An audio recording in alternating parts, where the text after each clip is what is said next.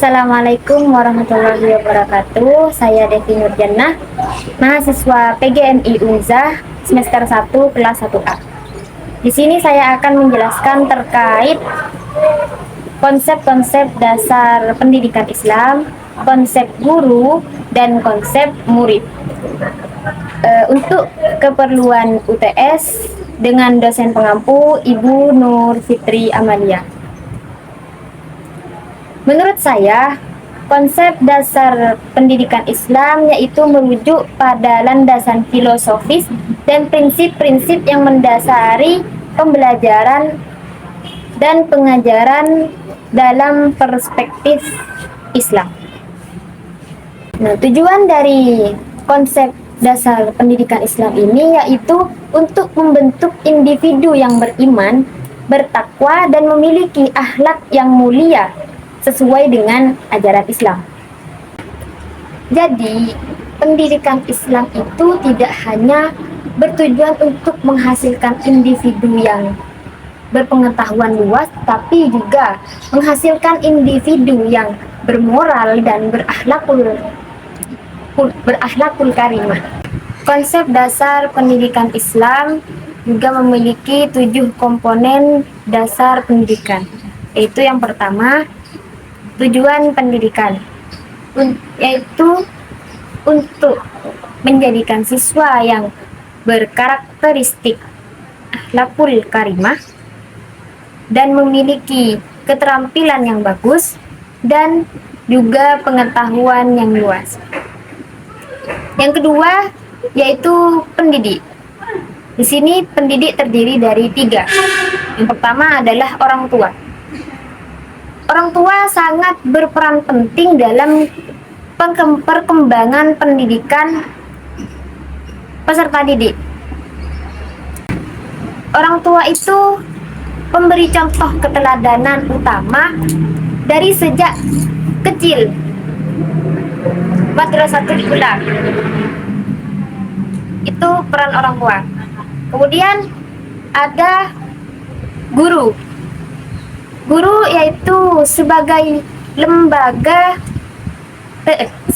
tenaga pendidik profesional yang bertugas memberikan ilmu pengetahuan kepada peserta didik.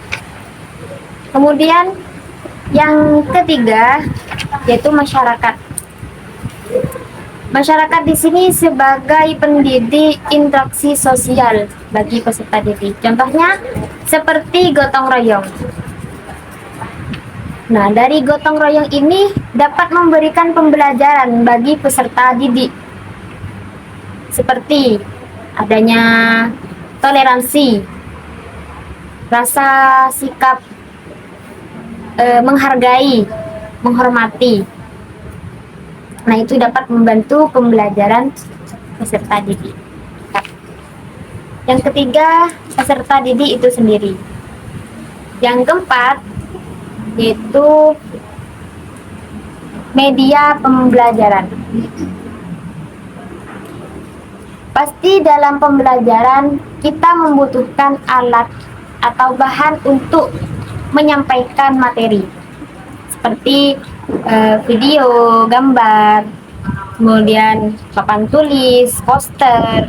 Nah, itu dibutuhkan sebagai pembantu untuk penyampaian materi. Kemudian yang kelima yaitu metode pembelajaran.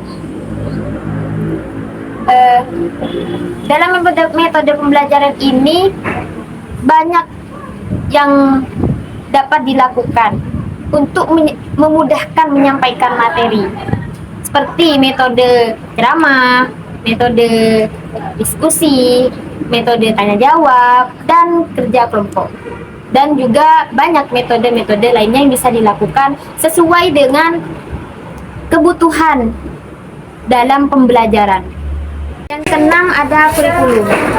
Kurikulum di sini yaitu program pendidikan yang mencakup tujuan, isi, metode, dan evaluasi dalam pembelajaran.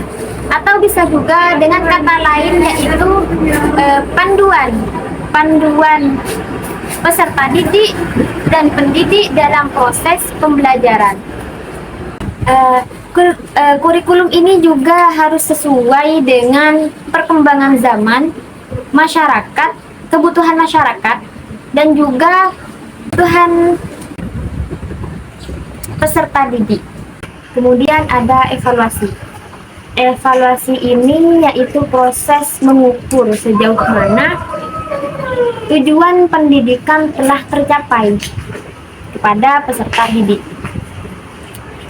Ini bisa dilakukan dengan tes, observasi, atau penilaian tugas-tugas tertentu. Nah, tujuannya apa? Yaitu untuk mengetahui sampai mana potensi yang telah dicapai oleh peserta didik. Beralih kepada konsep guru, menurut saya konsep guru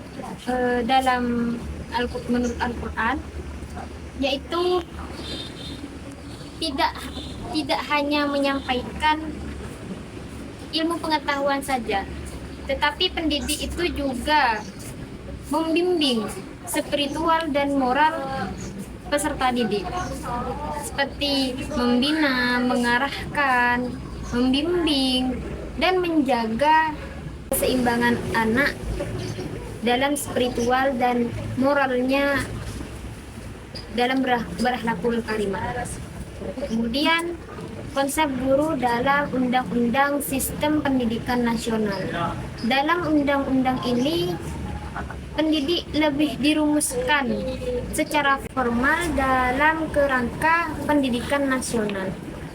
Guru dalam Undang-Undang Pendidikan Nasional ini juga memiliki tanggung jawab, seperti salah satunya melatih, membimbing sesuai dengan nilai-nilai negara.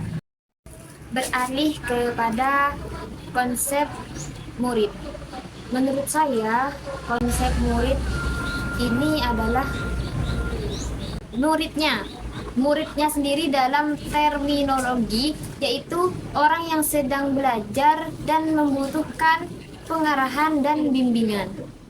Kemudian dari konsep murid ini ada kebutuhan siswa atau murid yang harus terpenuhi, yaitu dari fisiologis, psikologis, dan sosial.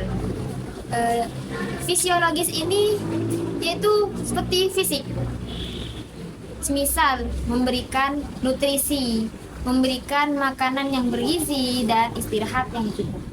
Kemudian psikologis, mental, memberikan rasa aman kepada siswa atau murid, juga rasa dihargai dan didukung.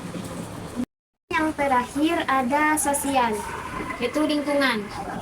Jadi pendidik ini harus membantu peserta didik dalam sosialnya juga, seperti lingkungan sekolahnya atau lingkungan masyarakat, seperti dengan anak-anak, teman sekolahnya. Nah, pendidik itu juga harus membantu murid dalam hal sosial ini.